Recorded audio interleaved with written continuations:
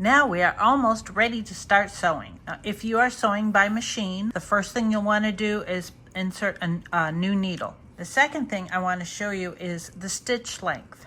When I'm sewing my mohair bears, I use a very tiny stitch length, if you can see here.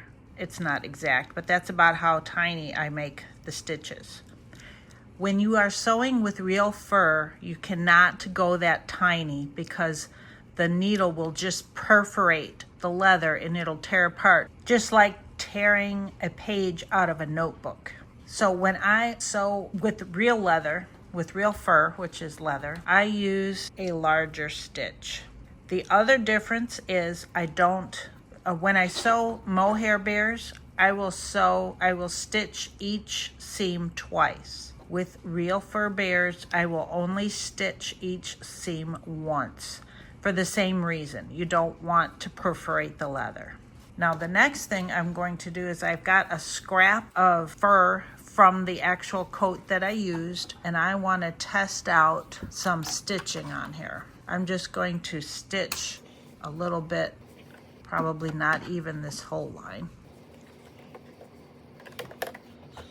Now when I start and finish a seam, I go back and forth a little, and on the mohair bears, I don't worry about how far back and forth I go. But again, with the real fur bears, you don't want to do that too much because for the same reason, you don't want to perforate the leather. So I'm just gonna go back and forth a couple stitches, just enough to lock.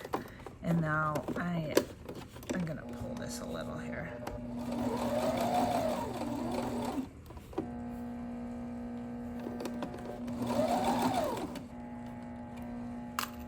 We're just testing this right now. Because if you notice, I don't have this fur is not lined either.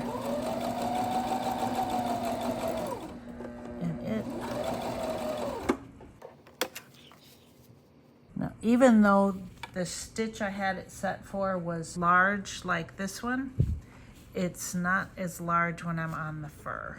So I'll test it out here. I'm gonna clip this off. I might use the rest of this for some more testing. See, I pulled it a little bit and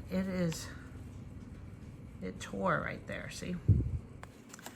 So I need to lengthen that stitch length. The number that on your machine, which determines the length of the stitch, is different for every sewing machine. So that's why I have not told you what number to set yours on. You just need to experiment with it a little. And if by chance I'm having problems with any of this, I might need to just hand sew the entire bear. That's usually not as stressful on the fur as the sewing machine. But this time I'm using a slightly longer stitch.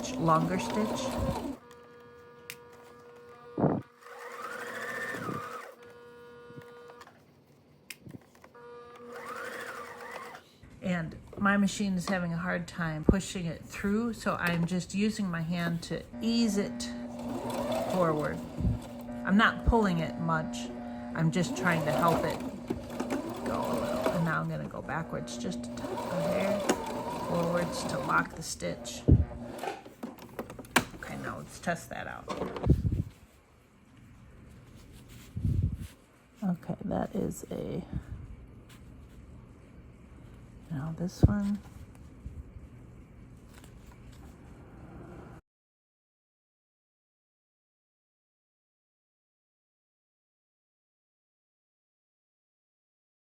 I think this is doing better.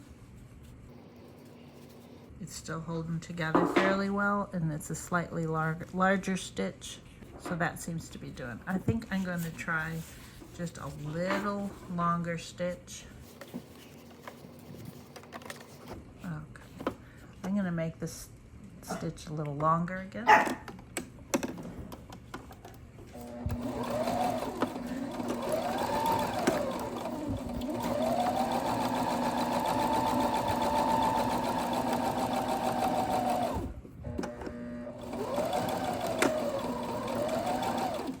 And this is part of the reason why fur bears are so expensive.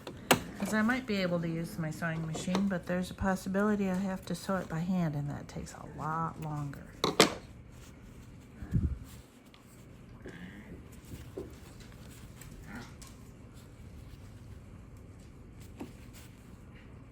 think I like that stitch length better.